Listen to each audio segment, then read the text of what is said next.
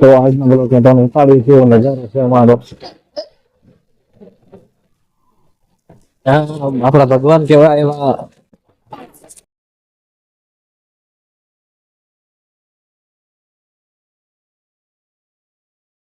નજારો બહુ સારો હતો. અંદર જોવાનો, અંદર કેમેરાનું ઇન્ટરવ્યુ નથી, ફોન લઈ જવાનો ઇન્ટરવ્યુ નથી, એના માટે કોઈ વિડીયો સારો બન્યો નહીં હોય.